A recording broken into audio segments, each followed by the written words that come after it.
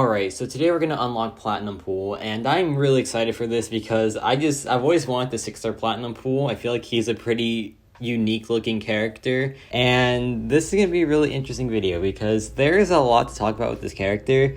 They're not all good things, of course, but I still think he's a pretty interesting character. And so here is my unlocking of him. I finally got him. I'm so happy. I like his design. I'm a fan of gold pool more than platinum pool, to be honest, but that I got a really cool profile picture too. I'm really happy with that one. So yeah, now let's talk about his abilities. So of course, the most popular ability of his is the blood drive card. So you can like draw a bunch of cards with him. You get 3 random at the beginning of the fight, and you can get 1 more with your SP2, but every time you draw your SP2 card, you can get the brown pants card, and that card is just no good, right?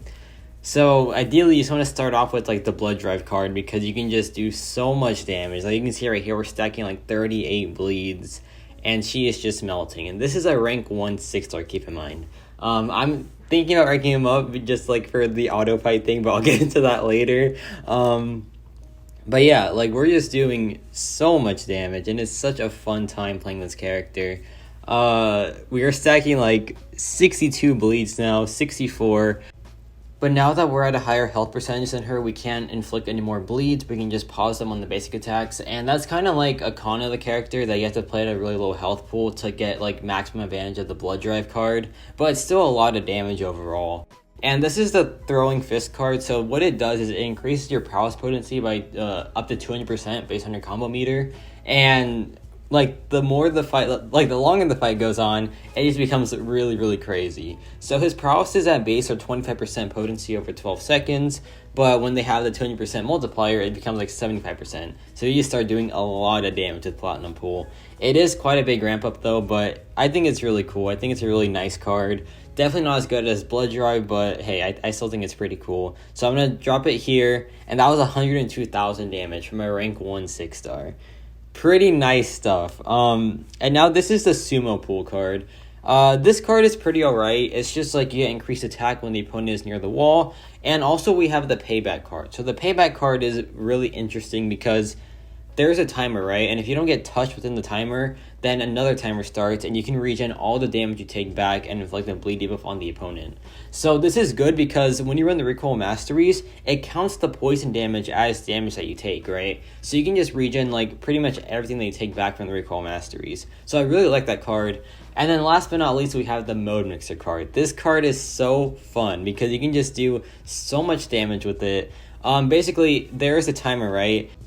And basically, it increases the attack of a certain action. Like right there, it was special attacks. So like we did a massive SP2 there. And then it's going to switch into light attacks. So now we can only do light attacks to get the increased attack rating. Every other attack will have a decreased attack rating, actually. So you want to make sure that you're like only doing light attacks when the timer is up.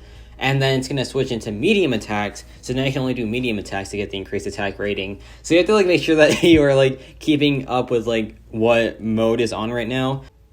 So it can be stressful, but I feel like it's more fun than stressful. So like right here, we have the heavy attack with the increased attack rating. So now we can just spam the heavy attacks, and then it'll go into special attacks, and then we can just drop a massive SP2 to end the fight. So yeah, it's just a really fun time. I really like this character. I feel like he's really fun. Good, I don't really know about that. But now let's talk about his best use. So we are here in Act 3. It sounds really weird to say, but this is probably where his best use is.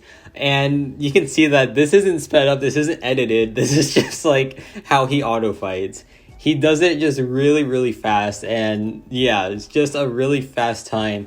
They don't speed up the victory animation though, which is really annoying, but other than that, he just like speed runs farming, so that's a really, really cool. That's why I think this character is like worth ranking up to like a decent amount. Like at least give him ISO if you pull him as a 6-star. I would take him to like rank 3 or rank 4 as a 5-star, just so we can like auto farm these like quests. So I think he is pretty cool in this aspect. But yeah, overall, I really like this character. I don't think he's like good, but I think he's pretty fun at least, and he does have the use with like the auto fight thing. So yeah, let me know your thoughts on Platinum Pool, and that's about it for me.